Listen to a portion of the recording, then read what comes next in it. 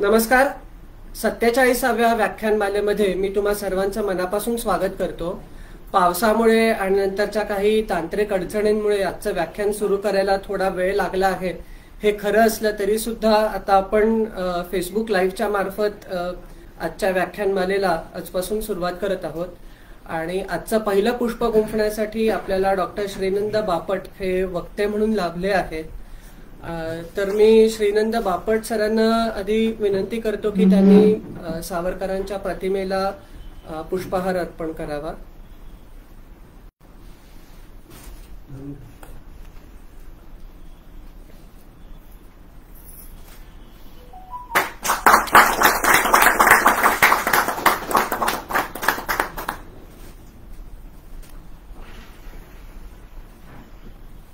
यानंतर प्रथेप्रमाणे आज ध्वजगीत होईल आणि ध्वजगीत म्हणण्यासाठी आज आपल्या सोबत आहे तुषार आपटे.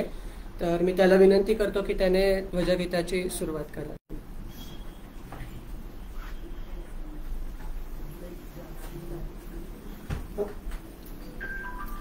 नमस्कार.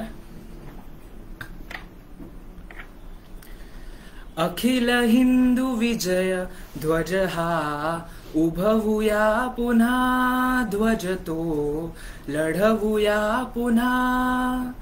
या ध्वजासची त्या काली रोविती पराक्रमशाली. रामचंद्र लंकेवरती वधुनी रावणा. ध्वज हा उभवूया पुन्हा, ध्वज तो लढवूया पुन्हा. करीत जय सिकंदर स्वारी, चंद्रगुप्त ग्रीका मारी. हिंदुकुश शिखरी चढला, जिंकुनी रणा. ध्वज हा उभवूया पुन्हा, ध्वज तो लढवूया पुन्हा. रक्षणी ध्वजाच्या याची, शालिवाहनाने साची. उडविली शकांची शकले, समरित्या क्षणा. ध्वज हा उभवूया पुन्हा, ध्वज तो लढवूया पुन्हा. हाणिले हुसकिता जेथे, हुणासी विक्रमादित्ये. हाची घुमवी मंदोसरच्या, त्या रणांगणा. ध्वज हा उभवूया पुन्हा, ध्वज तो लढवूया पुन्हा. जय जय हिंदू सम्राटे, अश्वमेध केले मोठे. करीत पुढती गेला हाची, विजय घोषणा.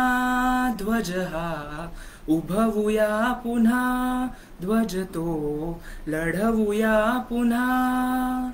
उगवुनी सूड हिंदूंचा, मदमर्दुनी मुस्लिमांचा. शिवराय रायगडी करीती वीर पूजना. ध्वज हा उभवूया पुन्हा, ध्वज तो लढवूया पुन्हा.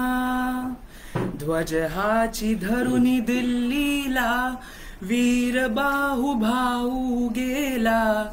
मुसलमीन तक्ता फोडी, हाणुनी घणा. ध्वज हा उभवूया पुन्हा, ध्वज तो लढवूया पुन्हा.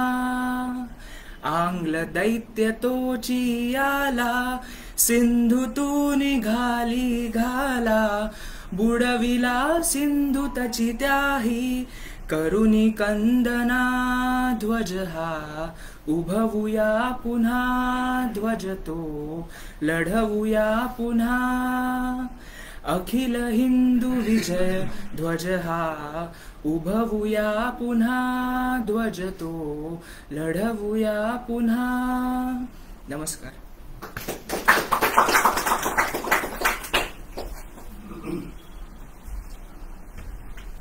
धन्यवाद तुषार. आजचे आपले पहिले वक्ते डॉक्टर श्रीनंद बापट. डॉक्टर श्रीनंद बापट हे इतिहास तज्ञ असून त्यांनी संस्कृतमधून PhD केली आहे. त्याबरोबरच ते आर्किओलॉजी या विषयातनं MA देखील त्यांनी केलेलं आहे. सध्या भांडारकर प्राच्यविद्या संशोधक मंडळाचे ते क्युरेटर या नात्याने कार्यभार सांभाळत आहेत. त्याबरोबरच त्यांनी इतिहास तज्ज्ञ, त्याबरोबरच ते लोकमान्य टिळक महाराष्ट्र विद्यापीठामध्ये गेस्ट लेक्चरर आहेत आणि टिळक महाराष्ट्र विद्यापीठाबरोबरच चाणक्य मंडळ परिवारामध्ये सुद्धा ते गेस्ट लेक्चरर म्हणून काम पाहतात. डॉक्टर श्रीनंद बापट यांनी 20 ताम्रपटांचं आणि 4 शिलालेखांचं वाचन केलेलं आहे आणि ऑल इंडिया रेडिओवरती त्यांचे 45 पेक्षा अधिक कार्यक्रम इतिहास या विषयाशी निगडीत असलेले असे झालेले आहेत. तेव्हा अशा व्यक्त्यांकडून आजचा आपला विषय असा होता महाराष्ट्र, आपण जाणून घेऊया. मी सरांना विनंती करतो की त्यांनी त्यांचा विषय तुम्हा सर्वांसमोर मांडावा. धन्यवाद.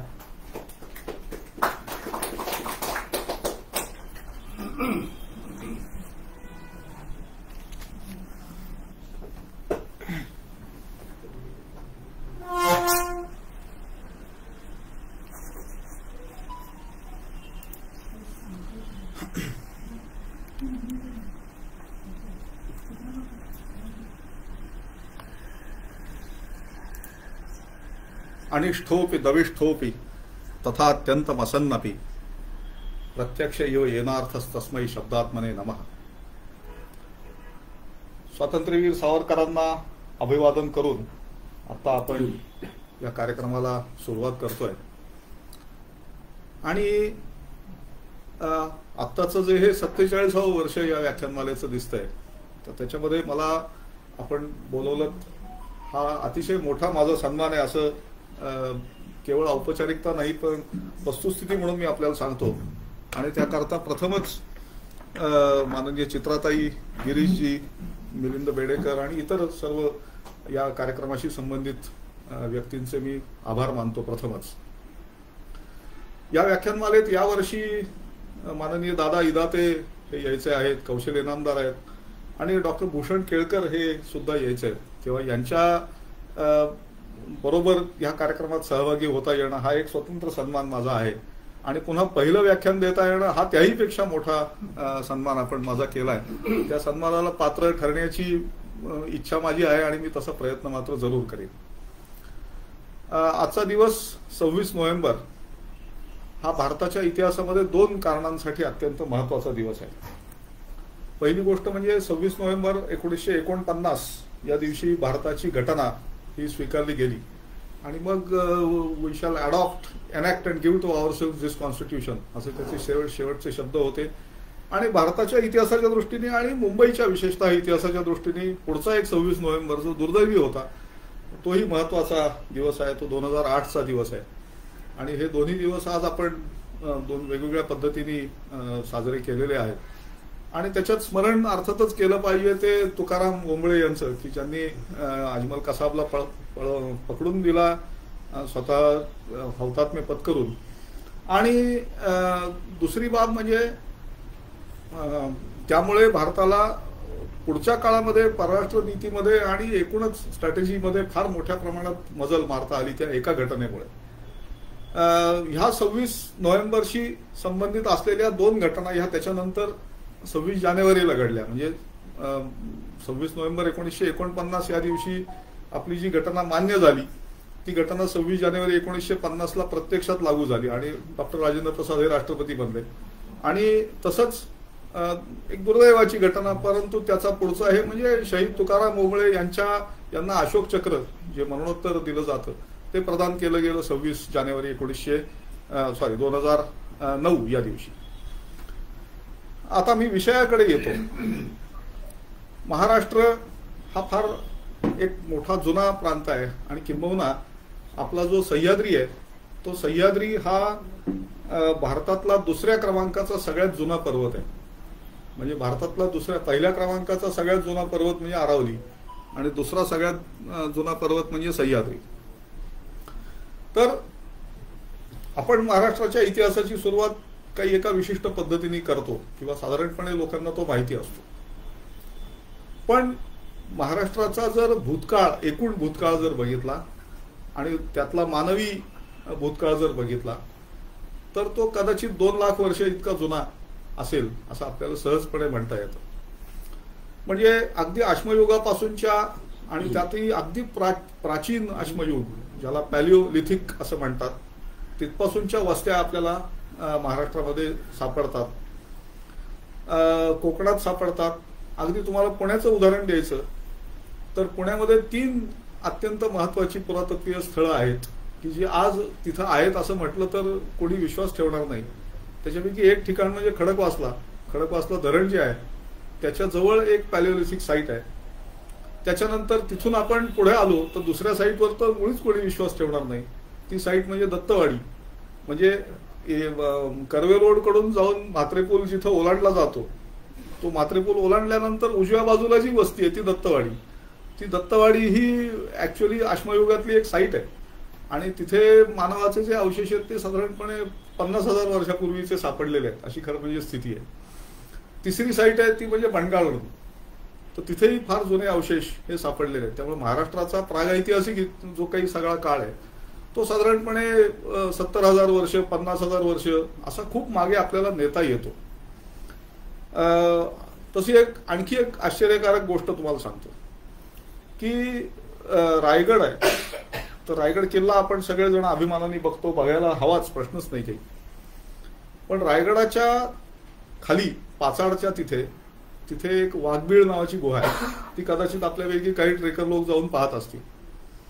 तर ते वाघबीळ हे हेरगिरीसाठी वापरात होतं वगैरे असं आपल्याला माहिती आहे आणि ती खरीच आहे गोष्ट, त्यात काही प्रश्न नाहीये. किंवा शत्रू कोणी आला तर त्याच्यावर टेहळणीसाठी ते वापरलं जात होतं वगैरे.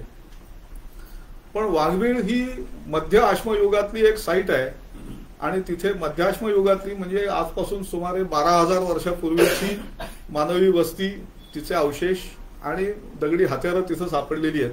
तर ही एक गोष्ट सुद्धा अत्यंत महत्वाची म्हणून आपण मानली पाहिजे. त्यामुळे खुद्द रायगड परिसराचा इतिहास हा सुद्धा जवळजवळ 12,000 वर्षाच्या इतका जुना आहे असं आपल्याला एकूणामध्ये दिसून येतं.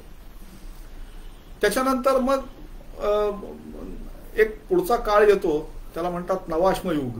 तर ते नवाश्मयुग काही महाराष्ट्रामध्ये तितक्या प्रमाणात सापडलेलं नाही. पण त्याचा पुढचा जो काळ आहे तो म्हणजे ताम्र पाषाण युग आणि ज्याची सुरुवात ही साधारणपणे हरप्पा संस्कृती, म्हणजे ज्याला आपण लोकप्रिय पद्धतीने सिंधू संस्कृती असं म्हणतो, तिथपासून त्याची सुरुवात होते. तर या हरप्पा संस्कृतीचा जो कालखंड आहे त्या कालखंडातली किमान एक साईट ही महाराष्ट्रामध्ये आहे आणि ती साईट म्हणजे प्रवरा नदीच्या काठावर असलेलं दायमाबाद नावाचं ठिकाण. म्हणजे जिथं दौंड मनमाड ही रेल्वे लाईन प्रवरा नदी ओलांडते तिथं उजव्या बाजूला ती साईट आहे आणि त्या साईटवरती अत्यंत उत्कृष्ट अशा प्रकारचा तांब्याचा एक रथ, त्याच्यानंतर तांब्याचा एक हत्ती, एक म्हैस आणि त्याच्याबरोबर एक गेंडा, अशी मोठी एवढी साधारणपणे एवढ्या मोठ्या आकाराची अशी शिल्प. तो रथ तर चांगलाच मोठा आहे, तो जवळजवळ 2 फूट किंवा 2.5 फूट इतक्या लांबीचा रथ आहे. तर ते सापडलेले आहेत आणि आपल्याला एक चांगलं वाटेल अशी गोष्ट म्हणजे या सर्व वस्तू आत्ता सध्या नॅशनल म्युझियम मध्ये, दिल्लीमध्ये नॅशनल म्युझियम मध्ये हरप्पा गॅलरी जी आहे तिथे अगदी महत्वाच्या ठिकाणी त्या ठेवलेल्या आहेत, कारण त्या वस्तूच मुळे महत्वाच्या आहेत. त्यामुळे हरप्पा संस्कृतीशी महाराष्ट्राचा संबंध आहे, सिंधू संस्कृतीशी महाराष्ट्राचा संबंध आहे. किंबहुना सिंधू संस्कृतीची सगळ्यात दक्षिणेकडची जी साईट आहे ती महाराष्ट्रात आहे आणि ती म्हणजे दायमाबाद असं आपल्याला म्हणता येतं. त्यामुळे सिंधू संस्कृतीचा विस्तार हा उत्तरेमध्ये अफगाणिस्तान पासून ते दक्षिणेमध्ये किमान दायमाबाद पर्यंत आहे, हे त्या शोधामुळे सिद्ध झालेलं आहे असं आपल्याला दिसून येतं. तशी एक दुसरी आश्चर्याची गोष्ट आहे आणि ती म्हणजे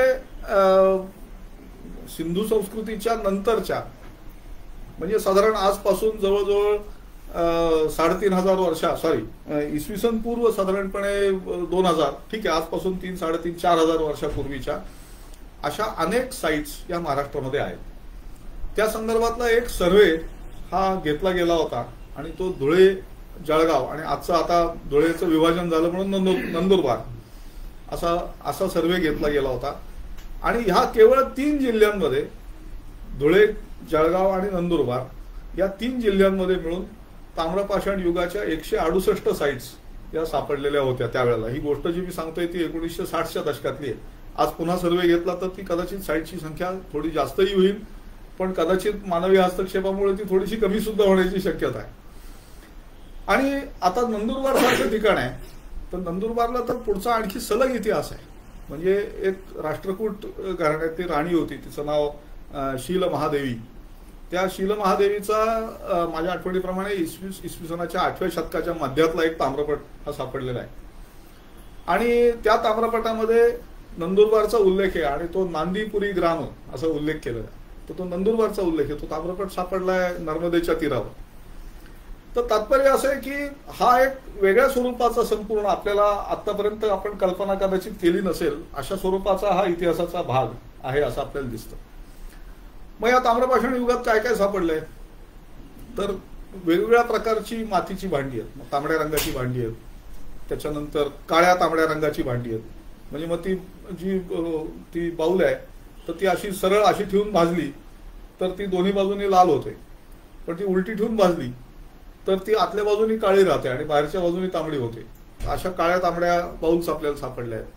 त्याच्यानंतर अत्यंत मौल्यवान अशा स्वरूपाचे अनेक पदार्थ किंवा अनेक सोने बिनं अशा सगळ्या अनेक गोष्टी त्याच्यात सापडलेल्या आहेत. किंवा इनामगाव सारखं उत्खनन आहे शिरूर तालुक्यातलं, पुणे जिल्ह्यातलं.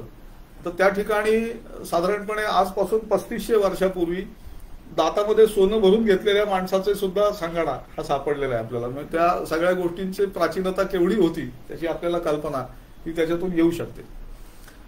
मग त्याच्याच बरोबर अनेक मोठ्या प्रमाणात दफनं आपल्याला मिळालेली आहेत. मग ती लहान मुलांची दफनं आहेत. तर एक असं भांड मोठं, म्हणजे हे इकडून लावायचं, दुसरं भांड इकडून लावायचं आणि त्याच्यामध्ये त्या लहान मुलाचा देह हा ठेवलेला असायचा. मग जर मोठा माणूस असेल तर एक इकडून भांड एक इकडून भांड आणि मध्ये आवश्यकतेप्रमाणे 2-3 अशी नळ्यासारखी अशी भांडी, अशा स्वरूपाची दफनं ही सापडलेली आहेत. किंवा तांब्याच्या मण्यांच्या माळा आणि फ्लेक्सचे धागे त्याच्यात त्या ओवलेले आहेत, अशा त्याच्यामध्ये सापडलेल्या आहेत. अनेक महत्वाचे गोष्टी ह्या सापडलेल्या आहेत. किंवा त्या मंडळींना चांगल्या प्रकारे शेती करता येत होती आणि त्या शेतीसाठी नदीला समांतर अशा प्रकारचा बांध, धरण नाही, समांतर अशा प्रकारचा बांध नदीच्या पात्रामध्ये बांधून ते पाणी वळवण्याची कला ही सुद्धा त्यांना साध्य झालेली होती, असं आपल्याला या ताम्रपाषाण युगाच्या अभ्यासावरून दिसून येतं. त्याच्यानंतर महाराष्ट्रामध्ये जी संस्कृती सापडते ती संस्कृती मुख्यतः विदर्भामध्ये सापडते. त्या संस्कृतीचं नाव आहे महापाषाण युग, म्हणजे ज्याला मेगॅलिथिक कल्चर असं म्हणतात. या मेगॅलिथिक कल्चरचं वैशिष्ट्य असं की त्या संस्कृतीची फक्त दफनं सापडतात. आता आपल्याला असा प्रश्न पडेल की दफनं कशी काय, मग ते म्हणजे आता आपली जी सगळी चाल आहे ती सगळी दहन करण्याची आहे, तर मग दहन करत नव्हते का? तर दफनांची चाल ही सुद्धा प्राचीन काळामध्ये होती. दहनही करत असत, दहन करून त्याची हाडं दफन केली आहेत अशी सुद्धा उदाहरणं सापडतात. किंवा ज्या माणसाचे काहीच अवशेष मिळालेले नाहीत त्याचं नुसतं प्रतिकात्मक दफन केलंय, त्याच्या वस्तू फक्त पुरल्या आहेत असं सुद्धा सापडतं. त्यामुळे अशा सगळ्या प्रकारच्या चाली या अस्तित्वामध्ये होत्या. नंतर वेदकाळात सुद्धा त्या अस्तित्वात होत्या असं आपल्याला दिसून येतं. आता ही जी महापाषाण युगीन संस्कृती आहे तर ते काय करायचे, तर मोठं असं दगडाचं असा गोल सर्कल तयार करायचं. मग त्याच्यापैकी काही दगड जे आहेत ते म्हणजे जमिनीपासून सुरुवात करून साधारण एवढ्या व्यासाचे, 3 फूट व्यासाचे सुद्धा दगड त्याला लावलेले आहेत. म्हणजे ते असं तरफ करून असे ढकलत आणलेले आहेत तिथे, असं आपल्याला दिसून येतं.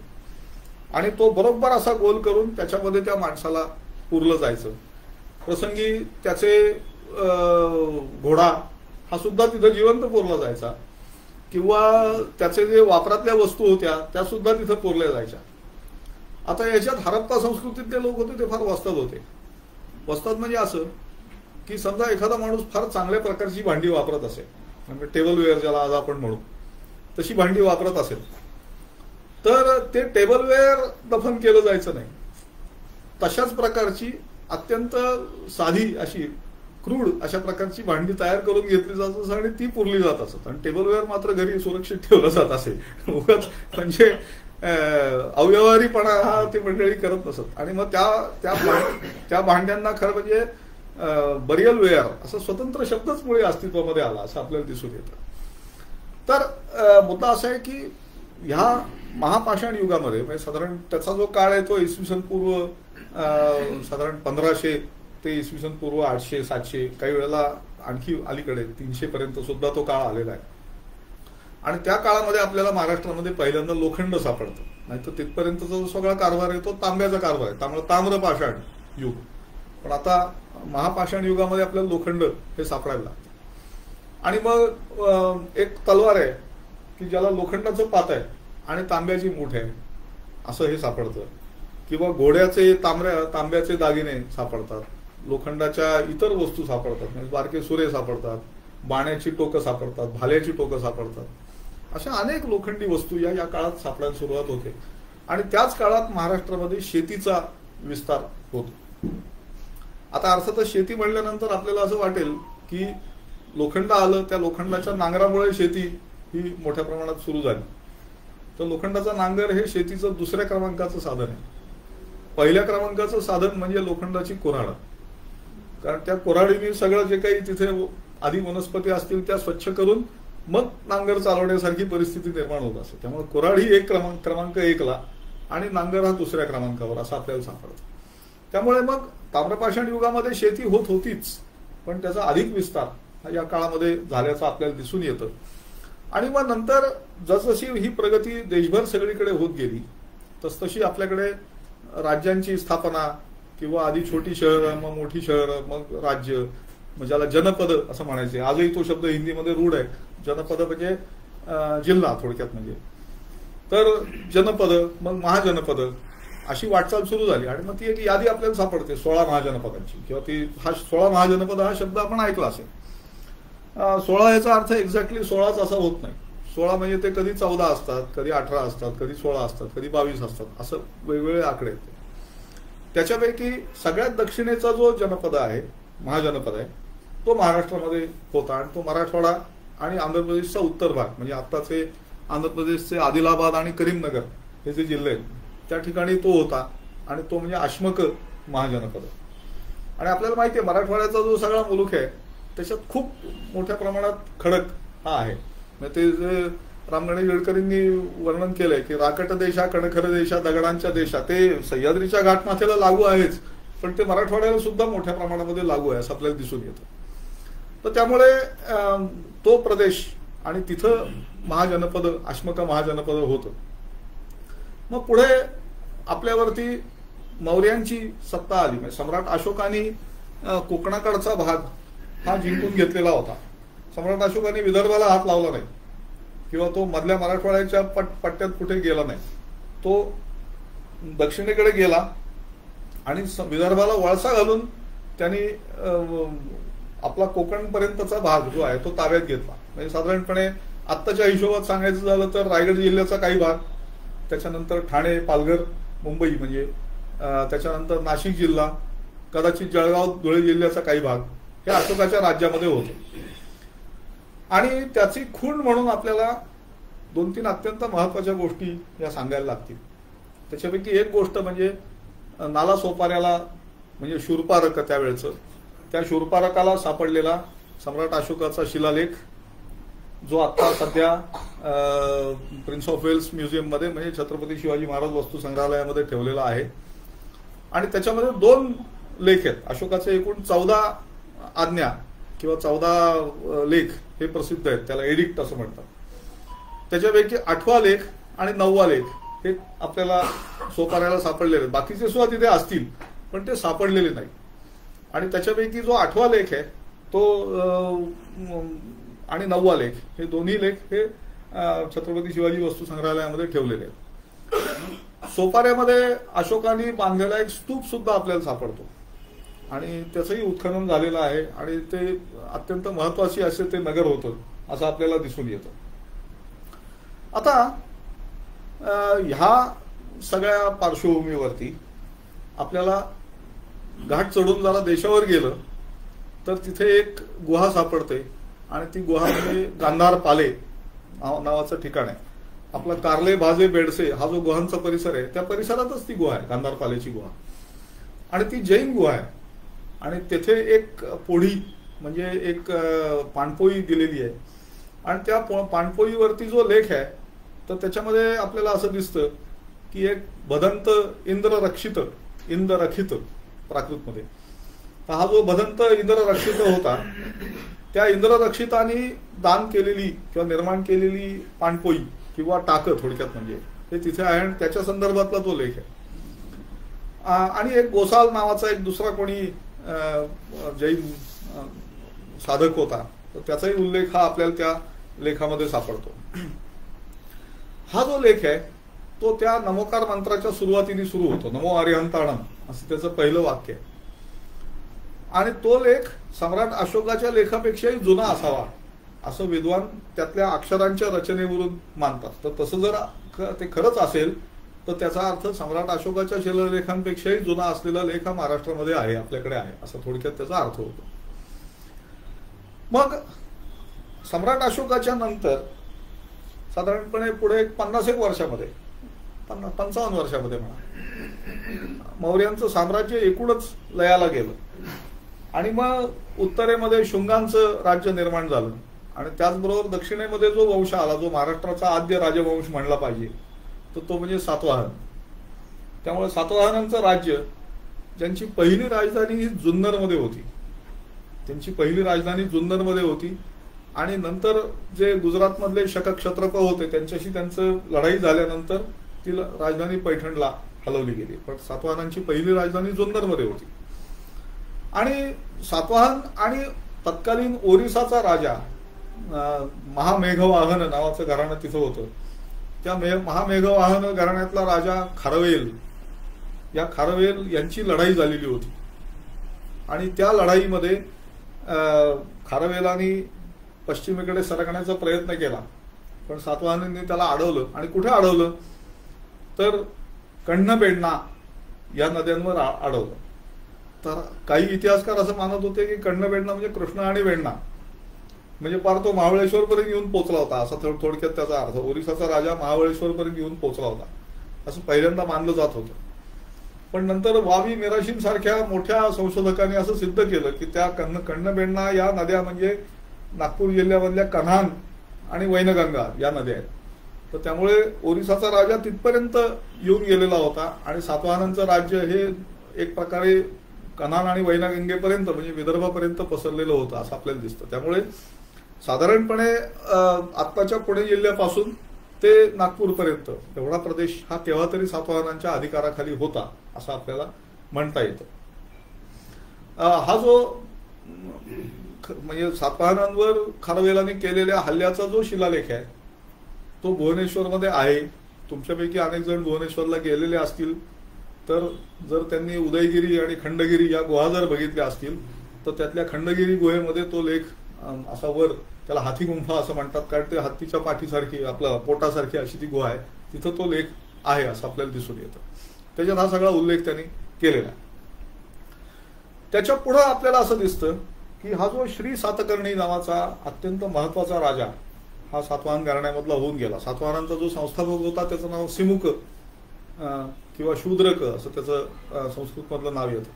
तर सिमुक सातवाहन आणि त्या सिमुक सातवाहनाच्या घराण्यातली ही मंडळी होती श्री सातकर्णी.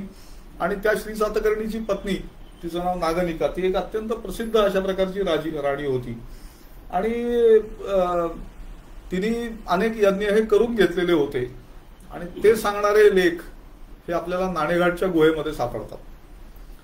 आणि त्या नाणेघाटचं ती जर गुहा आपण बघितली असेल तर त्या गुहेच्या तिन्ही बाजूंना लेख आहेत, किंवा खरं म्हणजे त्याची जी दक्षिणेकडची बाजू आहे त्याचे लेख आता पुसले गेलेले आहेत.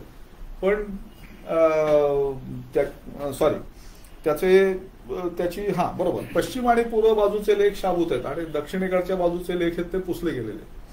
पण या पूर्वेकडच्या आणि पश्चिमेकडच्या लेखांवर काय म्हणलंय त्यांनी, तर त्याच्यामध्ये तिने देवतांना आवाहन केलेलं आहे. तो लेख प्राकृत भाषेमध्ये आहे. पण धर्म, त्याच्यानंतर बलराम, वासुदेव म्हणजे कृष्ण थोडक्यात, सूर्य, चंद्र, त्याच्यानंतर यम, वरुण, कुबेर आणि इंद्र, म्हणजे आत्ताच्या आपली जी काही एकूण देवतांची सृष्टी आहे त्याच्यापेक्षा थोडीशी ही सृष्टी वेगळी आहे थोडीशी. म्हणजे याच्यामध्ये थेट विष्णू आलेला नाहीये अजून किंवा थेट शिव आलेला नाहीये, पण विष्णूच्या जवळ जाणारे असे सगळे देव आहेत ते त्याच्यामध्ये आलेले आहेत. आणि मुख्य सगळ्यात महत्वाची गोष्ट म्हणजे आता आपला जो मुख्य देव आहे तो म्हणजे गणपती, तो त्याच्यात आलेला नाहीये कुठेही, किंवा कार्तिकेय पण आलेला नाही. कारण इतिहासाच्या पद्धतीने पाहायचं झालं तर या दोन देवतांचा जन्म अजून व्हायचा आहे, थोडक्यात सांगायचं म्हणजे. तर पण धर्म, बलराम, वासुदेव, सूर्य, चंद्र, यम, वरुण, कुबेर आणि इंद्र या देवता त्याच्यामध्ये येतात. आणि मग त्यांनी काही यज्ञ करून घेतले होते, त्यांचं वर्णन हे येतं. ते सगळे सोमयज्ञ आहेत, म्हणजे मोठे महत्वाचे यज्ञ आहेत, जे करायला मुळात अग्निहोत्र ज्यांनी धारण केलेलं आहे असा माणूस लागतो. त्याच्या बऱ्याच बाकीच्या अटी आहेत आणि बऱ्याच खर्चिक असं ते काम होतं. थोडक्यात म्हणजे ती चांगल्या प्रकारे धार्मिक होती आणि एवढे यज्ञ करावेत अशी एकूण सातवाहनांची परिस्थिती सुद्धा होती त्यावेळेची, असं त्याचा अर्थ आहे थोडक्यात. आणि तिथं नुसतं तेवढं नाहीये. नाणेघाटची गुहा ज्यांनी बघितली असेल तर त्यांना असं लक्षात येईल की त्यातली जी समोरची बाजू आहे, म्हणजे जी दक्षिणेकडची बाजू आहे, त्या ठिकाणी काहीच नाहीये. दोन बाजूला दोन लेख आहेत आणि मधलं कोरं आहे असं आपल्याला दिसतं. तर तिथे प्रत्यक्षात सातवाहन घराण्यातल्या महत्वाच्या व्यक्तींच्या प्रतिमा होत्या, म्हणजे त्यांचे पुतळे, दगडात कोरलेले पुतळे तिथे होते. आणि ते पुतळे कोणाचे आहेत हे सांगणारे लेख त्याच्या वर होते. आणि ते लेख साधारणपणे इसवी सन 1890 पर्यंत तरी शाबूत होते, कारण ते वाचले गेले आहेत आणि त्याचे ठसे पण घेतले गेले आहेत. आज जर तुम्ही गेलात तर त्या पुतळ्यांचा कोणताही अवशेष तिथे शिल्लक नाही आणि लेखांचाही कोणताही अवशेष तिथे शिल्लक नाही.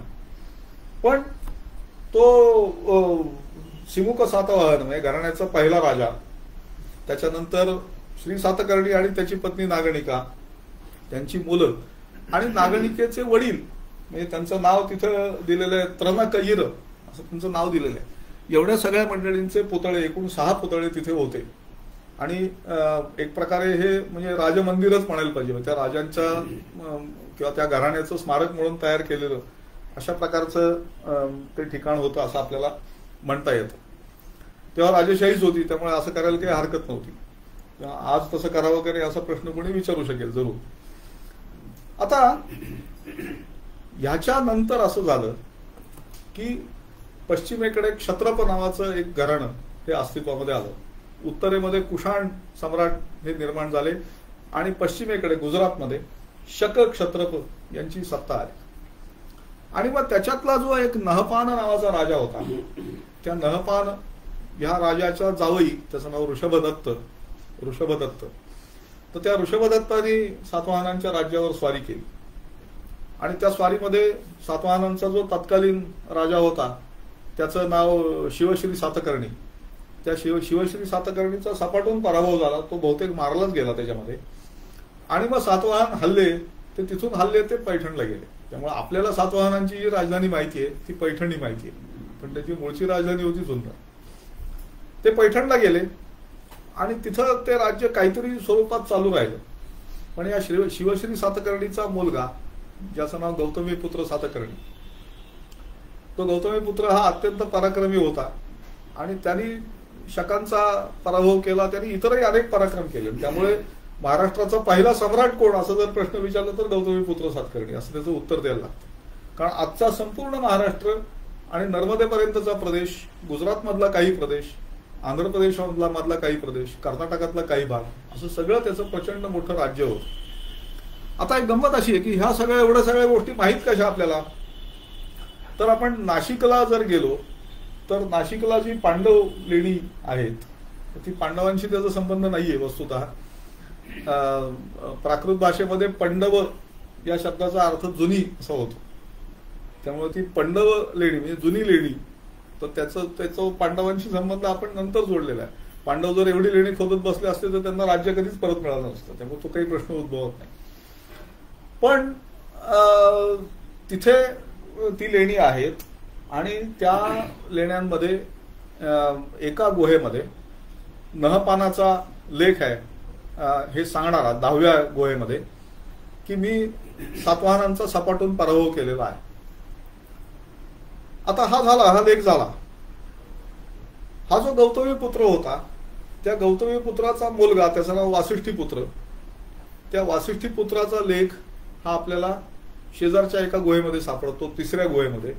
आणि तो सांगतो की माझ्या वडिलांनी शहरातांना पळवून लावलं होतं आणि माझे वडील कसे होते तर त्रिसमुद्र तोय पीत वाहन, त्याच्या पदव्या त्या तिथे आलेल्या आहेत की 3 समुद्रांचं पाणी ज्याच्या घोड्यांनी प्यायलेलं होतं, त्रिसमुद्र तोय पीत वाहन, किंवा दक्षिणापथपती, आणि क्षहरात निषूदन, शहरात म्हणजे क्षत्रप जे होते त्यांना पार त्यांचा नायनाट करणारे असे माझे वडील होते, असं तो त्याच्यात सांगतो. आणि त्यांची जी आई म्हणजे माझी आजी, म्हणजे वासिष्ठीपुत्राची आजी म्हणजे गौतमी बलश्री, हिच्या स्मरणार्थ मी एक लेणं इथं खोदतोय, असं तो त्याच्यामध्ये लिहितो. आता याच्यात एक गोष्ट लक्षात घेण्यासारखी आहे की नहपानाचा लेख आहे की मी, किंवा त्या ऋषभदत्ताचा लेख आहे की मी सातवाहनांचा सपाटून पराभव केलाय, आणि दुसऱ्या एका गुहेमध्ये सातवाहनांचा लेख आहे की आम्ही आता क्षत्रपांना पिटाळून लावलेलं आहे. सातवाहनांना क्षत्रपांचं जे रेकॉर्ड आहे ते पुसून टाकणं शक्य नव्हतं का? तर शक्य होतं, कोण काही करू शकलं नसतं, पण तसं केलेलं नाही. त्यांनी त्या लेखाला धक्का लावला नाही, स्वतःचा दुसरा लेख कोरला, स्वतःची रेख मोठी केली, क्षत्रपांची रेघी आपोआप बारीक झाली. त्यामुळे असं थोडक्यात म्हणजे हा एक उद्बोधक अशा प्रकारची गोष्ट आहे. आता या सुमारास खोदलेली जी लेणी आहेत त्या खरं म्हणजे लेण्यांच्या परिसरामध्ये आपण बसलेलो आहोत. म्हणजे कान्हेरी, त्याच्यानंतर महाकाली गुहा म्हणजे कोंडिविटे, कोंडिविटेच्या गुहा, जोगेश्वरी गुहा यांच्या परिसरामध्ये खरं आपण बसलेलो आहोत. त्यामुळे आपण स्वतः एका ऐतिहासिक परिसरामध्ये बसलेलो आहोत असं म्हणलं तर काही चूक नाही. आणि उत्तरेकडे नालासोपारा म्हणजे शूरपारक, त्याच्यानंतर आपल्या पूर्वेकडे जे ठिकाण आहे ते श्रीस्थानक म्हणजे ठाणं. तर हाही त्यामुळे एक ऐतिहासिक परिसर आहे आणि त्यामध्ये हे आपण बोलतोय. त्याच्याशिवाय असं आहे की कल्याण हे त्यावेळेला एक अत्यंत महत्वाचं बंदर होतं, किंवा या नाशिकच्या गुहांमध्ये ज्यांनी दानं दिलेली आहेत, किंवा कार्ल्याच्या गुहेमध्ये सुद्धा ज्यांनी दानं दिलेली आहेत त्यांचं ठिकाण सांगितलेलं आहे धेनुकाकट. तर ते धेनुकाकट याच परिसरामध्ये कुठेतरी होतं असं साधारणपणे मानलं जातं, कारण त्याचं जे वर्णन येतं किंवा एकूण जर कल्पना केली की हे कुठे असू शकेल तर ते याच परिसरामध्ये मुंबई ठाणे या परिसरात कुठेतरी ते धेनुकाकट असू शकेल अशा प्रकारची आपल्याला हे दिसते. सातवाहनांचा लय झाला साधारण इसवी सनाच्या दुसऱ्या शतकाच्या शेवटी म्हणजे इसवी सन 200च्या आसपास. आणि त्याच्यानंतर आभीर म्हणजे एक प्रकारचे टोळ्यांनी राहणारे, फार ज्यांच्याकडे मोठी काही यंत्रणा नव्हती अशा प्रकारचं एक राज्य हे आपल्याकडे साधारण 100-1 वर्ष आलं. आणि त्याच्यानंतर जो काळ सुरू झाला तो मराठवाडा आणि विदर्भ या भागामध्ये वाकाटक राजवंशाचा सुरू झाला. आणि आपण आता जिथे बसलोय त्या भागामध्ये त्रैकुटक नावाच्या राजवंशाचा काळ हा सुरू झाला. म्हणजे त्या त्रैकुटकांनी खरं म्हणजे घारापुरीच्या लेण्यांची सुरुवात केली, किंवा कान्हेरीचा काही भाग हा त्रैकुटकांच्या काळामध्ये झालेला आहे असं आपल्याला दिसून येतं. त्यांचं राज्य काळ फारसा नाहीये, तो काळ एक साधारण 70-1 वर्षाचा आहे. पण वाकाटकांचं राज्य जे होतं ते चांगलंच मोठं राज्य होतं. आणि वाकाटकांची अत्यंत महत्वाची काही वैशिष्ट्ये आपल्याला सांगता येतील. ते घराणं मुळात होतं नंदीवर्धन या ठिकाणी नागपूर जिल्ह्यामध्ये, म्हणजे ज्याला नगरधन असं सध्याचं नाव आहे त्या ठिकाणाचं, तिथलं ते मूळचं घराणं. आणि सर्वसामान्यपणे जी व्यवहारी घरं असतात तर त्याच्यामध्ये उगाच काही भाऊबंदकी केली जात नाही किंवा वाटणीमध्ये काही भांडणं केली जात नाही. तर तशा पद्धतीने ते घराणं 2 भागांमध्ये शांतपणे विभागलं गेलं, त्यांच्यात कुठलीही भांडणं झाली नाही. त्याच्यानंतर त्यांनी नंतरही एकमेकांशी युद्ध केली वगैरे असं काही झालं नाही. त्यातलं एक घराणं येऊन सेटल झालं ते वत्सगुल्म या ठिकाणी, आणि वत्सगुल्म म्हणजे आजचं वाशिम. तर त्यामुळे एक घराणं नागपूर जिल्ह्यामध्ये आणि दुसरं घराणं वाशिम या ठिकाणी. आणि यांच्यामध्ये जशी ती सातवाहन सम्राज्ञी नागनिका होती तशी यांच्यामध्ये एक अत्यंत महत्वाची राणी ही होती, तिचं नाव प्रभावती गुप्ता. प्रभावती गुप्ता ती खरं म्हणजे नागनिकेपेक्षाही जास्त तेजस्वी अशी होती असं म्हणता येईल आपल्याला. गटाला फार समजावून घेण्यासारखी आहे. झालं असं की ह्या प्रभावती गुप्तेचा विवाह हा वाकाटक घराण्यातला राजा रुद्रसेन, दुसरा रुद्रसेन याच्याशी झाला. तो साधारण इसवी सन 390च्या आसपास केव्हा तरी झालेला असेल. या प्रभावती गुप्तेचे वडील म्हणजे दुसरा चंद्रगुप्त विक्रमादित्य गुप्त घराण्यातला राजा, आणि ते चांगलेच पॉवरफुल होते हे आपल्याला माहिती आहे सगळ्यांना. आणि या चंद्रगुप्ताचे वडील म्हणजे समुद्रगुप्त यांनी सगळा भारत जिंकलेला होता. तोही अशोकासारखाच होता, तो अव्यवहारी नव्हता. त्यामुळे तोही उगाच विदर्भातल्या जंगलांमध्ये मराठवाड्याच्या खडकांमध्ये वगैरे शिरला नाही. त्यांनी काही गडबड केली नाही तिकडे. त्यांनी दक्षिणेपर्यंत म्हणजे पार अगदी चोलांपर्यंत म्हणजे तंजावरपर्यंत त्यांनी स्वारी केली तसा उल्लेख सापडतो. आणि तो त्या किनाऱ्याने सरळ पाटलीपुत्रला गेला आणि मग त्यांनी नंतर स्वारी केली ती गुजरातमध्ये आणि कोकणवर केली. पण मधला भाऊ जो सगळा खडकाळ आणि जंगलाचा भाग होता तो त्यांनी सोडून दिला. तिथं त्यांनी काही गडबड केली नाही, त्यांच्याशी तह केला. कदाचित त्या तहाचाच एक भाग म्हणून नंतरच्या काळामध्ये किंवा त्याच्या रिन्युअलला म्हणा, त्या तहाच्या नूतनीकरणाला ही प्रभावती गुप्त आहे, चंद्रगुप्त विक्रमादित्यची मुलगी, तिचा विवाह हा वाकाटक राजा दुसरा रुद्रसेन याच्याशी करून दिला गेला. आणि तिच्या बरोबर असं म्हटलं जातं आणि ते बऱ्यापैकी साधार आहे, ते हवी मेराशीन सारख्या मोठ्या माणसांनी म्हटलेलं आहे की तिच्या बरोबर जी माणसं दिली गेली त्याच्यामध्ये कालिदास हा दिला गेला होता. आणि त्यामुळे कालिदास हा तिकडे त्या परिसरामध्ये आला, तो रामटेकवरती गेला आणि तिथं त्याला स्फुरलेलं काव्य म्हणजे मेघदूत असं मानलं जातं.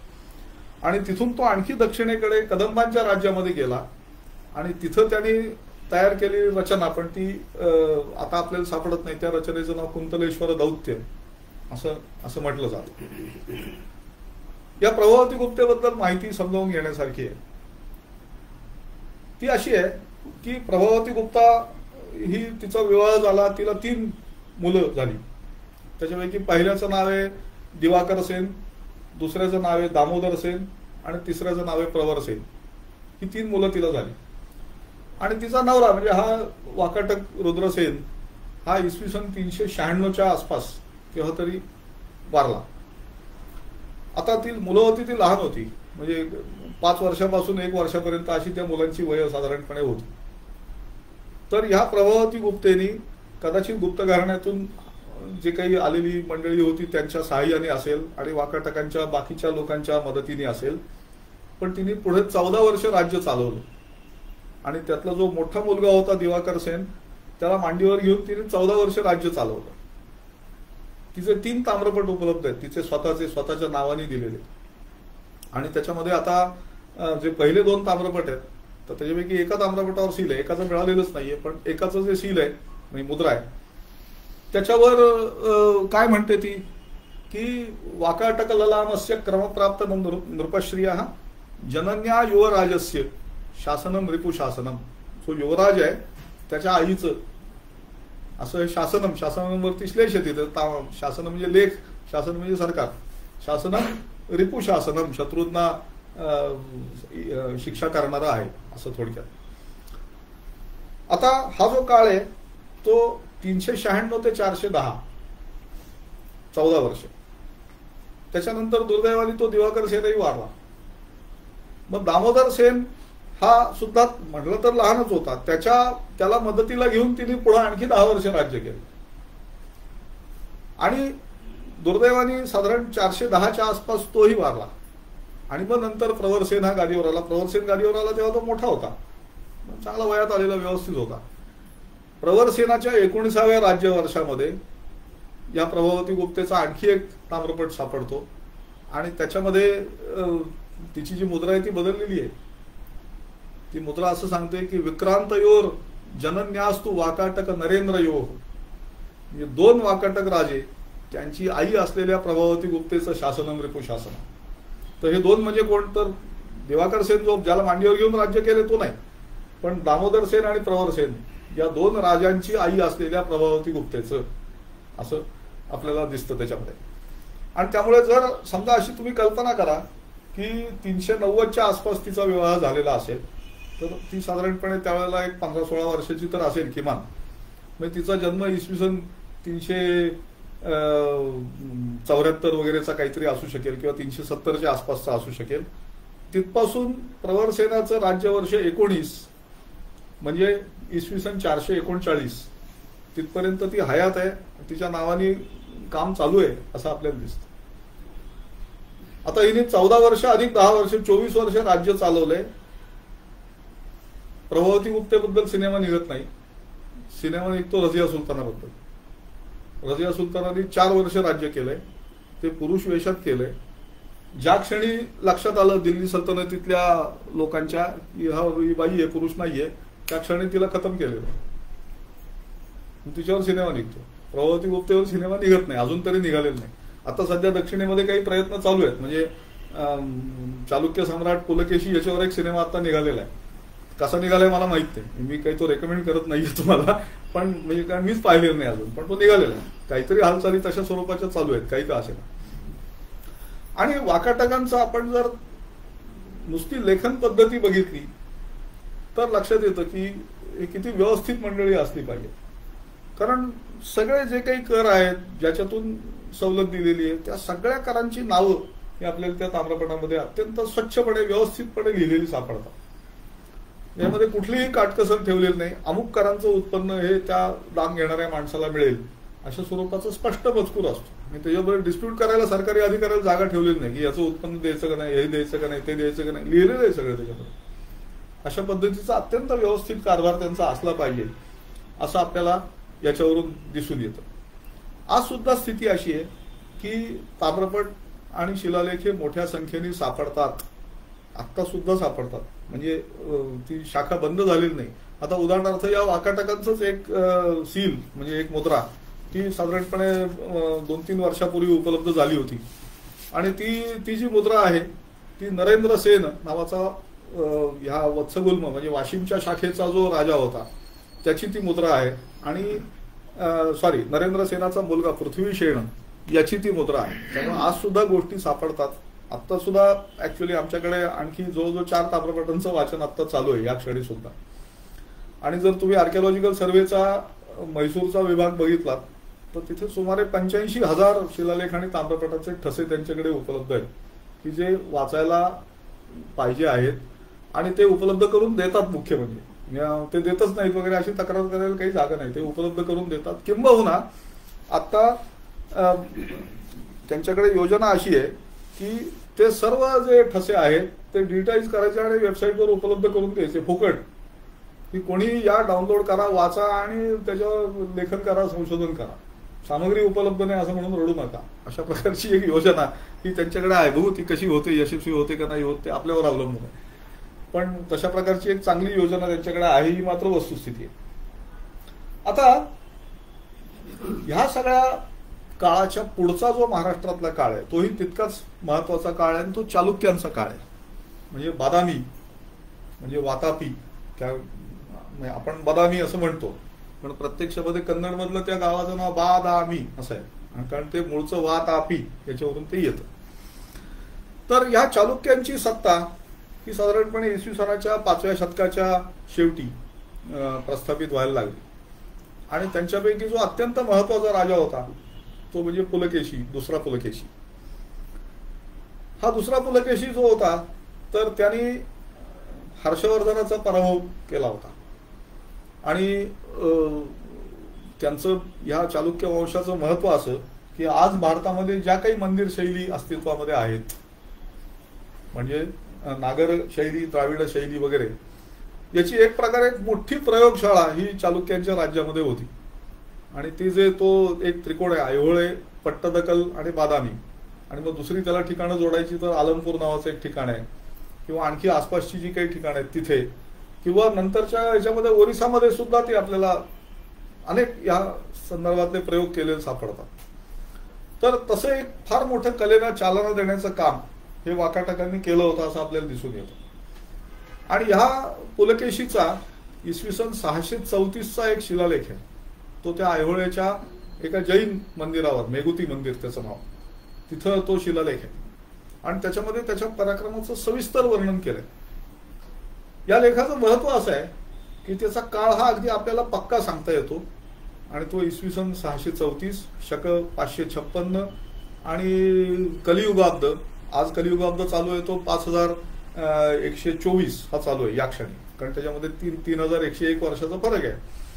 तर तेव्हाचा कलियुगाब्द 3735, 3735 आणि शालिवांश 556 म्हणजे इसवी सन 634 हा त्याचा काळ आपल्याला पक्का सांगता येतो. आणि सगळ्यात महत्वाची गोष्ट म्हणजे महाराष्ट्र हा शब्द भौगोलिक अर्थाने प्रथम येतो तो या शिलालेखात येतो भौगोलिक अर्थाने. म्हणजे त्याच्या आधी महाराष्ट्री नावाची प्राकृत भाषा ही अस्तित्वामध्ये होती, ती सातवाहनांच्या काळापासून होती. त्याच्यामध्ये तयार झालेली जे काव्य आहे ते काव्य म्हणजे हाल सातवाहनाची गाथा सप्तशती, ते आपल्याला माहिती आहे. पण महाराष्ट्र म्हणजे नक्की काय हे तिथपर्यंत माहीत नाहीये. ते या शिलालेखामध्ये स्पष्ट होतं. आणि तो असं सांगतो शिलालेख की हा पुलकेशी जो आहे तो त्रिमहाराष्ट्रक देशाचा स्वामी बनला. तर हा त्रिमहाराष्ट्रक देश, 3 महाराष्ट्राचे 3 भाग, आणि त्याच्यामध्ये किती गावं आहेत तर 99,000 गावं असं तो सांगतो. 99,000 ग्राम भाजाम त्रयाणाम. तर 99,000 गावं कुठली? आज महाराष्ट्रामध्ये सध्याच्या महाराष्ट्रात साधारण 34,000 ग्रामपंचायती आहेत. तर मग 99,000 कुठली? तर तिथं गाव याचा अर्थ आता आजच्या अर्थाने गाव असं नाही. गाव याचा अर्थ रेव्हेन्यू युनिट, तर महसुलाचं एक प्रकारचं एकक. तशी 99,000 होती आणि ती असणं सहज शक्य आहे. आणि तो काही काल्पनिक आकडा तो आहे असं मुळीच नाही. तेव्हा महाराष्ट्राचे 3 भाग कुठले तर पश्चिम महाराष्ट्र, त्याच्यानंतर मराठवाडा आणि उत्तर महाराष्ट्राचा भाग आणि विदर्भ, या सगळ्यांना मिळून तो महाराष्ट्र. आणि कर्नाटकातला काही भाग, मध्य प्रदेशमधला नर्मदेपर्यंतचा भाग, या सगळ्याला मिळून तो महाराष्ट्र म्हणतो. मुख्य मुद्दा असा आहे की महाराष्ट्र हा शब्द भौगोलिक अर्थाने प्रथम येतो, तो पुलकेशीच्या लेखामध्ये येतो. आता ह्या पुलकेशीने सम्राट हर्षवर्धनाचा पराभव केला होता. आणि तो पराभव म्हणजे नर्मदा नदी ही एक प्रकारे उत्तर भारत आणि दक्षिण भारताच्या मधली सीमा ठरली, ती त्या लढाईने ठरली. कारण हर्षवर्धनाने दक्षिणेत घुसायचा प्रयत्न केला, त्याला जमलं नाही. बरं, म्हणून पुलकेशीने उत्तरेत घुसायचा प्रयत्न केला तरी त्यालाही जमलं नाही. त्यामुळे ते तिथं एक प्रकारे पक्के झाले, ती सीमारेषा झाली, उत्तरेकडची राज्य आणि दक्षिणेकडची राज्य याच्यामध्ये. ही लढाई केव्हा झाली असेल तर अंदाज असा होता की पुलकेशी गादीवर आला इसवी सन 610 मध्ये. तर तिथपासून इसवी सन 634चा हा लेखच आहे, त्याच्यामध्ये हा उल्लेख आहे. त्यामुळे 610 ते 634 म्हणजे या 24 वर्षामध्ये ती लढाई केव्हा तरी झाली असली पाहिजे. योगायोगाने असं झालं की साधारण 7 वर्षापूर्वी आम्हाला एक ताम्रपट उपलब्ध झाला, त्याच्यामध्ये त्या लढाईचा उल्लेख होता. आणि त्याच्या अलीकडच्या ताम्रपटामध्ये तो उल्लेख नव्हता. आणि बाकीच्या सगळ्या घटना जर नीट जुळवल्या तर ही जी लढाई आहे, जी नर्मदा नदीच्या तीरावरच खेळली गेली होती, ती साधारणपणे ऑक्टोबर 618 ते फेब्रुवारी 619 या 4-5 महिन्याच्या काळात ती झालेली असली पाहिजे असं सिद्ध करता आलं. आणि आता ते बऱ्यापैकी सर्व मान्य झालेलं आहे. त्यामुळे 34 वर्षाचा जो त्या लढाईचा टाइम फ्रेम आहे तो आम्ही 4 महिन्यावर आणू शकलो ऍक्च्युअली. आणि भारताच्या इसवी सनाच्या 7व्या शतकात घडलेल्या अनेक घटना या त्याच्याशी बरोबर व्यवस्थितपणे जुळवता सुद्धा आपल्याला आलेल्या आहेत, अजूनही येतील. तर त्यामुळे अशा प्रकारची कामं ही अजूनही चालू आहेत आणि ती करता येतात. याच्या पुढचा जो काळ आहे किंवा याच्या जवळपास आणि पुढे जाणारा जो काळ आहे तो राष्ट्रकूटांचा काळ आहे. आणि आता इथून पुढे एक गंमत आहे. इथून पुढे आपल्याला राजवंशांची जी जुनी नावं आहेत ती आणि आत्ताची आडनावं ही सांगता येतात. म्हणजे जसे तिकडे कोकणा ह्याच्यामध्ये बिहारमध्ये म्हणजे मगधामध्ये जसे मौर्य होते तसे महाराष्ट्रातही मौर्य होते आणि त्यांची राज्य कोकणामध्ये होती. तर ते मौर्य म्हणजे आजचे मोरे. जसे हे चालुक्य याची आडनावं 2-3 होतात.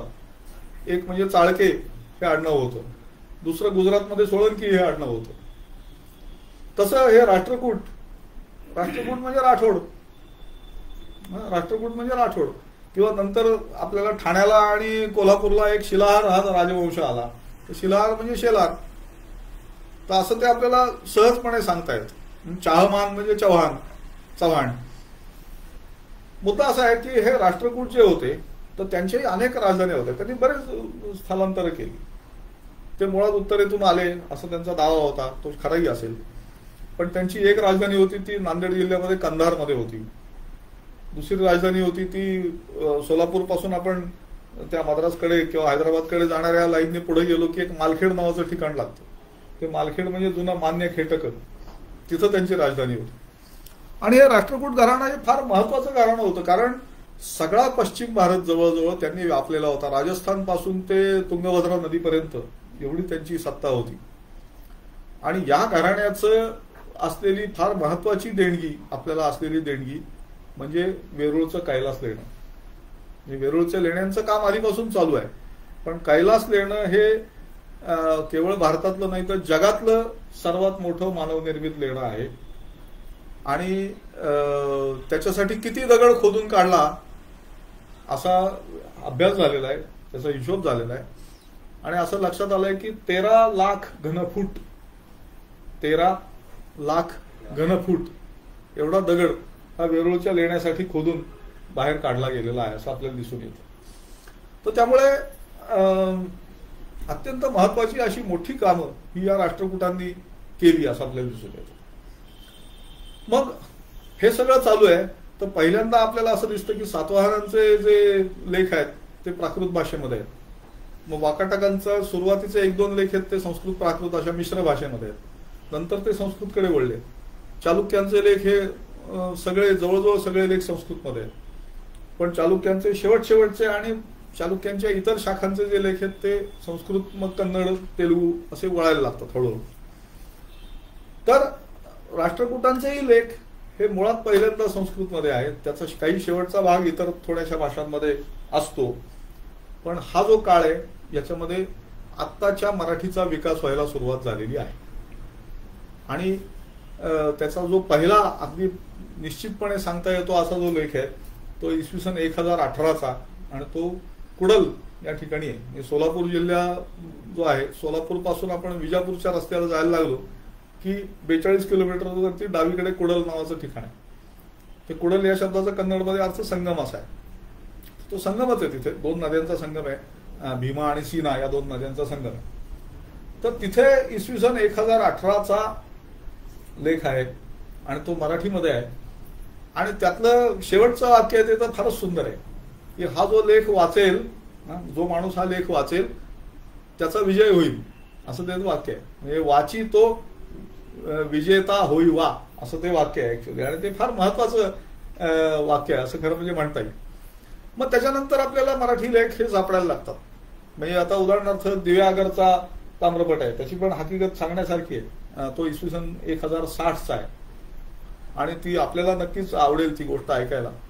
हा जो दिव्यागरचा ताम्रपट आहे तो काय आहे तर त्याच्यामध्ये एक ठेव ठेवलेली आहे आणि ती एक वासुदेव भट्टवाय नावाचा एक माणूस आहे आणि इतर मंडळी आहेत. तर त्यांनी एका दामोदर नावाच्या व्यक्तीकडे काही साक्षीदारांना साक्षीला ठेवून एक ठेव ठेवली होती. ती काही लोकांच्या उपजीविकेसाठी होती. आणि ती ठेव किती होती तर 127 सोन्याची नाणी एवढी ती ठेव होती. 127 सोन्याची नाणी. आणि ते सांगणारा हा ताम्रपट आहे. आता हा कुठल्याही राजाचा ताम्रपट नाहीये, तो ताम्रपट मिळालेला आहे, तो अनेक वार प्रसिद्ध झालेला आहे. त्याचं अत्यंत उत्तम संपादन हे शंभू तुळपुळे यांनी केलेलं आहे प्राचीन मराठी कोरीव लेख ह्याच्यामध्ये. आणि एकेकाळी हा लेख जो आहे दिव्यागर ताम्रपट हा मराठीतला पहिला लेख आहे, कोरीव लेख आहे असं मानलं जात होतं. परंतु आता त्याच्या आधीचा सापडलाय त्यामुळे तो पहिला आहे. पण तरी दिव्यागर ताम्रपटाचं महत्व कमी होत नाही. आता ही जी ठेव ठेवली तर तो ताम्रपट आधी सापडला, तो प्रसिद्ध झाला. आणि मग त्याच्यानंतर काही वर्षांपूर्वी, कदाचित 40-50, मला एक्झॅक्टली काळ माहिती नाही, तेवढ्या वर्षांपूर्वी एक पेटी सापडली. त्याच्यामध्ये एक बारकी पेटी ठेवायला जागा होती. त्या पेटीमध्ये किंवा ती जी पेटी होती त्याच्यात तो ताम्रपट बरोबर बसला असता. म्हणजे एक मोठी पेटी आहे, त्या मोठ्या पेटीत एक बारकी पेटी ठेवायला जागा आहे. त्या बारक्या पेटीत ठेवलेला ताम्रपट हा आपल्याला आधी सापडला, तो हा दिव्यागर ताम्रपट. पण त्या मोठ्या पेटीमध्ये जी सापडलेली वस्तू होती म्हणजे तो दिव्यागरचा सोन्याचा गणपती. त्यामुळे दिव्यागर ताम्रपटाचा त्या गणपतीशी संबंध आहे. त्या गणपतीचं वजन हे कदाचित त्या 127 नाण्यांच्या एवढं असण्याची शक्यता आहे. मला खात्री नाही म्हणून मी तशी दावा करत नाही कुठल्याही स्वरूपामध्ये. पण ते पडताळणं आता आपल्या हातात राहिलेलं नाही, कारण तो आता चोरीला जाऊन त्याचा हे झालेला आहे. आणि जो नवीन तिथं तयार केलेला आहे तो रूपाने तसाच असला तरी प्रत्यक्षात वजनाने आणि आकाराने तेवढाच आहे की नाही हे आपल्याला माहित नाही. असूही शकेल कदाचित. पण हा तपास करण्यासारखा आहे की ती 127 नाण्यांचं रूपांतर हे नंतर कोणीतरी गणपतीच्या मुखवट्यामध्ये करून तो तिथे ठेवलेला होता की काय. आणि तसं जर असेल तर ती शतकानुशतकं ती ठेव वापरलीच गेली नाही असं त्याचा अर्थ आहे 127 नाण्यांची. आणि हे जास्त महत्वाची गोष्ट आहे खरं म्हणजे. ठीक आहे. मग तसे आपल्याला सापडणारे आणखी काही लेख आहेत. मग त्याच्यात श्रवण बेळगोळचा एक प्रसिद्ध लेख आहे आणि तो त्या बाहुबलीच्या मूर्तीच्या डाव्या बाजूला त्याच्या पायाशी कोरलेला आहे. 2 ओळी आहेत. श्री चावंडराये करवियले आणि श्री गंगाराजे सुत्ताले करवियले. सुत्ताले याचा अर्थ त्याची जी तटबंदी आहे ती. तर त्या गंगराजाने ते सुत्तालं जे होतं ते केलं. आणि हा चामुंडराज हा त्या गंगाघराण्याचा एक सेवक होता, म्हणजे मोठा प्रधान वगैरे होता. त्यांनी ते बाहुबलीची मूर्ती तयार करून घेतली. तो जैन होता स्वतः. पण एक गोष्ट दुसरी पण लक्षात ठेवली पाहिजे की श्रवण बेळगोळ हे पार म्हैसूरच्या तिथे जवळ आहे. तिथे एक मराठी लेख आपल्याला सापडतो. पण त्याच्याच बरोबर हाच लेख आपल्याला तिथे कन्नडमध्येही सापडतो. आणि या लेखाची पहिली जी ओळ आहे ती आपल्याला तिथं तमिळमध्येही सापडते. म्हणजे श्री चावंडराजम माडिसिदम आणि श्री गंगराजम सुत्तालयवम माडिसिदम असं कन्नडमध्ये सापडतं. आणि श्री चावंडराजम शैवित्तान असा तमिळमधला लेख हाही तिथे सापडतो. मग जसे मराठी लेख तिकडे आहेत तसे महाराष्ट्रामध्ये कन्नड लेखही खूप मोठ्या प्रमाणामध्ये आहेत. त्यामुळे या भाषांमध्ये काही तेव्हा संघर्ष असण्याचा काही प्रश्न नव्हता. तेव्हा काही मुंबई राज्य नव्हतं, बेळगाव नव्हतं, काही नव्हतं. कुठलेही सीमा प्रश्न नव्हते, काही प्रॉब्लेम नव्हता. किंबहुना गंमत अशी आहे की महाराष्ट्रातलं जे पुढचं घराणं आहे यादव घराणं, त्यांचे तुम्ही संस्कृत मराठी देवनागरी लिपीतले संस्कृत मराठीतले लेख, कोरीव लेख हे जर बघितले तर त्यांची संख्या 100 पेक्षा थोडी जास्ती आहे. आणि त्यांचेच कन्नडमधले लेख जर बघितले तर त्यांची संख्या 400च्या आसपास आहे जवळजवळ. तर त्यामुळे बघा म्हणजे आता आपल्याला कसं काय याचा एक ठरवायचा. म्हणजे यादवांचं राज्य तिकडे तुंगभद्रा नदीपर्यंत होतच, त्यात काही प्रश्न नाहीये. पण कन्नडमधले यादवांचे लेख हे जास्त संख्येने सापडलेले आहेत. हा सुद्धा एक महत्वाचा अभ्यासाचा एक मुद्दा असू शकेल. याच काळामध्ये एक चळवळ सुरू झाली महाराष्ट्रामध्ये. ज्याला आज आपण चळवळ असं म्हणू शकतो, त्यावेळेला ती काही ठरवून तशी केली असेल असं नाही. ती म्हणजे मंदिर उभारणी. पण त्या मंदिर उभारणीला लोकांनी सहभाग द्यायचा किंवा मंदिर उभारून एखादी दिलं पण ते चालवण्याची जबाबदारी सगळ्या समाजाने घ्यायची आणि तसं करून ठेवायचं. तर असे लेख आपल्याला सापडायला सुरुवात होती. त्यातला एक लेख आता 1-2 वर्षापूर्वी कोविडच्या काळातच लातूरमध्ये आम्ही वाचला. आणि तो तिथलं जे पापविनाशन म्हणून मंदिर आहे प्रसिद्ध, त्या पापविनाशन मंदिराचा लेख आहे. आणि ते मंदिर माधव नायक नावाचा एक राजा आहे, जो कल्याणीचा चालुक्य घराणं होतं, तिथल्या राजाचा तो सरदार आहे. त्यांनी ते देऊळ बांधलं आणि पुढे व्यवस्था करून ठेवली की अमुक व्यापाऱ्यांनी रुईची पानं द्यायची, तमुक व्यापाऱ्यांनी सुपाऱ्या द्यायच्या, याने अमुक द्यायचं, त्याने तमुक द्यायचं. आणि ती व्यवस्था करून ठेवली. आणि व्यवस्था करून ठेवली तर तो परत अव्यवहारी नाहीये. त्यामुळे तसं ही व्यवस्था पाळली गेली नाही तर देवाचा कोप होईल वगैरे, ठीक आहे, मान्य आहे. पण त्याने आणखी लिहिलं की ती व्यवस्था पाळली नाही तर एवढा दंड पडेल असं पण लिहून ठेवलं त्याच्यामध्ये. देवाचा कोप होईल की नाही ते कदाचित पुढच्या जन्मी कळेल, पण दंड आताच भरायचा काय असेल तो. तर अशी एक गमतीदार रचना तिथे आपल्याला दिसते. तसं धर्मापुरीमध्ये बीड जिल्ह्यामध्ये तसं मंदिर सापडतं. आणि अशा प्रकारच्या मंदिरांचं जर सगळ्यात मोठं उदाहरण कुठलं बघायचं झालं तर ते म्हणजे पंढरपूरचं मंदिर. पंढरपूरचं जे मंदिर आहे विठोबाचं, तर ते अशा प्रकारे लोकसहभागातून ज्याचा जीर्णोद्धार झालेला आहे आणि चालवलं जात असे असं मंदिर आहे. म्हणजे ज्याला आज आपण क्राऊड फंडिंग असा शब्द वापरू, तो शब्द न वापरता ते त्यांनी प्रत्यक्षात त्यावेळेला केलेलं होतं. आणि पंढरपूरच्या मंदिरामध्ये एक 84चा शिलालेख म्हणून एक लेख आहे, जो शक 1195 ते 1199 या काळामध्ये कोरला गेलेला आहे. म्हणजेच इसवी सन 1273 ते 1277 या काळात कोरला गेलेला आहे. म्हणजे ज्ञानेश्वर महाराजांच्या थोडासा आधीचा तो आहे, थोडक्यात सांगायचं झालं तर. ज्ञानेश्वरीची रचना आहे ती शके 1272 म्हणजे ती पुढची आहे, त्याच्या आधीचा हा लेख आहे. म्हणजे ज्ञानेश्वरीची रचना आहे ती 1291च्या आसपासची, त्याच्या आधीचा म्हणजे कदाचित ज्ञानेश्वरांच्या जन्माच्या वेळेचा किंवा त्याच्या थोडासा पुढचा असा हा लेख आहे. या लेखाचे 7 त्याच्यामध्ये रकाने आहेत, कॉलम्स आहेत. आणि त्याच्यामध्ये दिलेली दानं आहेत, प्रत्येकाने दिलेली बारकी दानं सुद्धा लिहून ठेवलेली आहेत. लेख शके 1195 सुरू होतो, म्हणजे 1273 सुरू होतो. आणि त्याच्यामध्ये शके 1198 म्हणजे 1276 आपल्याला दान दिसतं ते हेमाडपंताचं. आणि त्याच्यानंतर पुढच्या वर्षी जे दान आपल्याला दिसतं ते त्यावेळेचा यादव सम्राट रामचंद्र देवराय यादव याचं दान दिसतं. आणि ती दानं सुद्धा इतर लोकांच्या दानांच्या प्रमाणे तेवढ्याच अक्षराच्या आकारामध्ये आणि क्रमाने जिथे येतील तिथेच कोरलेली आहेत. त्यांना कुठलीही स्पेशल ट्रीटमेंट दिलेली नाही, तिकडं वर कोरलं वगैरे काही केलेलं नाही. ज्या क्रमाने दानं कोरली आहेत त्या क्रमाने ती कोरलेली असं आपल्याला दिसून येतं. आणि त्यामुळे याच्यामध्ये दान देणाऱ्या मंडळींची संख्या जी आहे ती अक्षरशः शेकड्यांमध्ये आहे, नुसती शेकड्यांमध्ये नाहीये.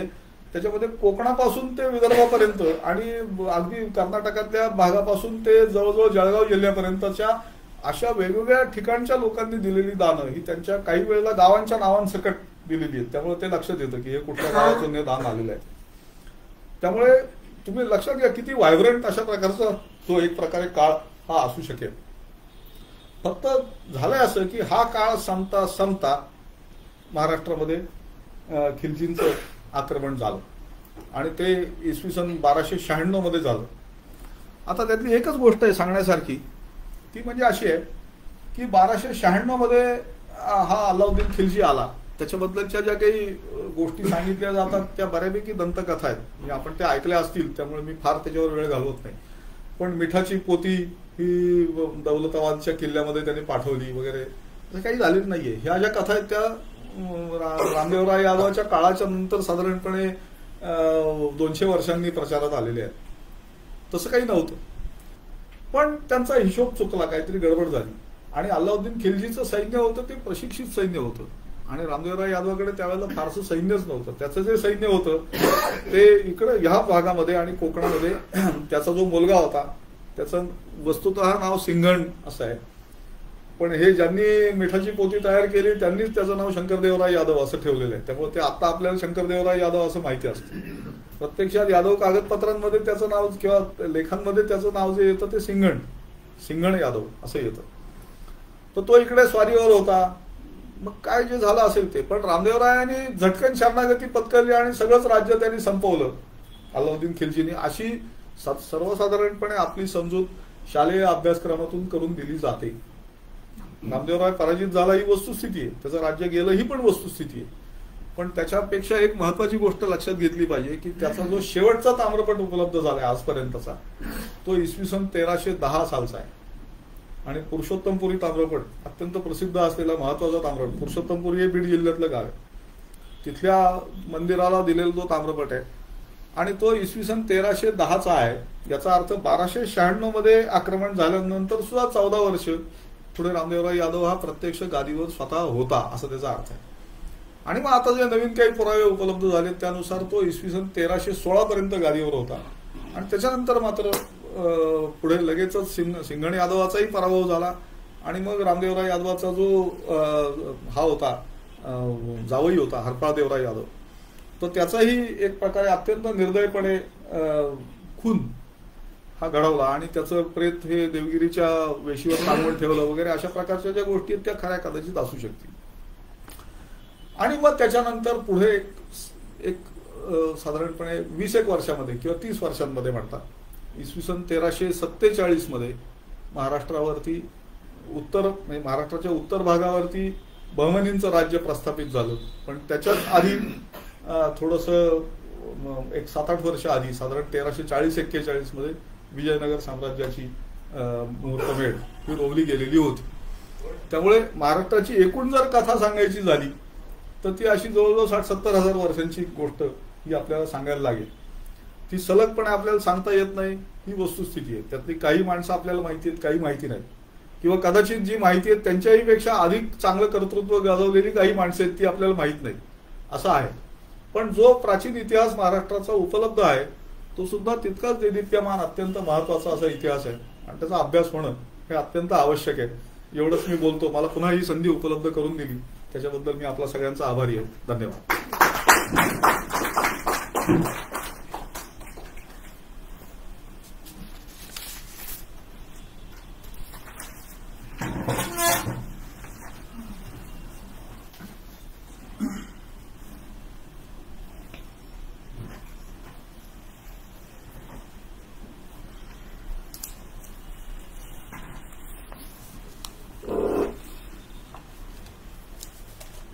नमस्कार. सरांचे खरंच खूप खूप मनापासून आभार. आज पावसामुळे थोडासा प्रॉब्लेम झाला, पण वक्ते आणि श्रोते दोघांनीही आम्हाला साथ दिली, त्याबद्दल दोघांचेही खूप खूप आभार. आज आपण जो इतिहास ऐकला, म्हणजे जर का महाराष्ट्राचा इतिहास असं म्हणलं तर आपल्या डोळ्यासमोर पटकन छत्रपती शिवाजी महाराजांनी जे स्वराज्य निर्माण केलं तेच उमटतं.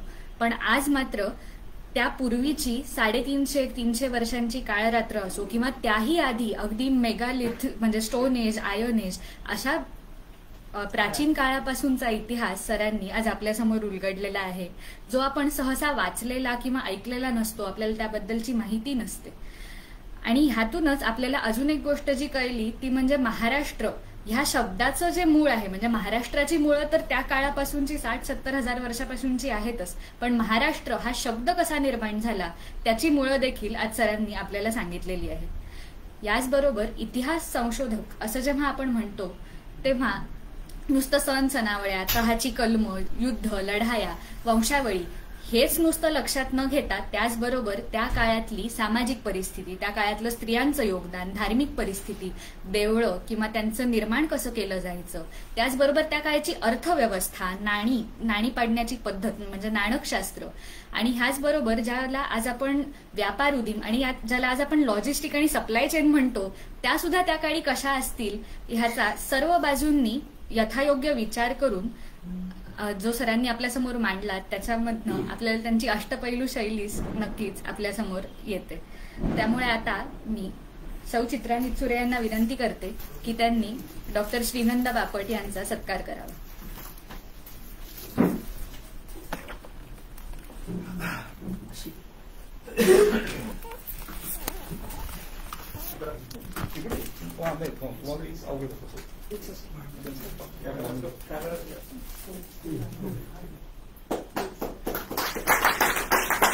देतोय असं दिसलं, तुम्ही देताय असं दिसलंच नाही.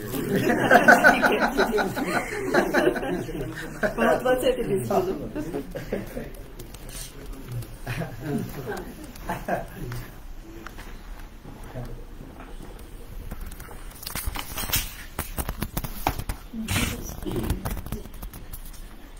याचबरोबर संस्कार व्याख्यानमालेतलं दुसरं पुष्प गुंफण्यासाठी उद्या आपल्याबरोबर डॉक्टर कौशली नामदार असणार आहेत, त्यामुळे तेव्हा सुद्धा असाच प्रतिसाद द्या. धन्यवाद.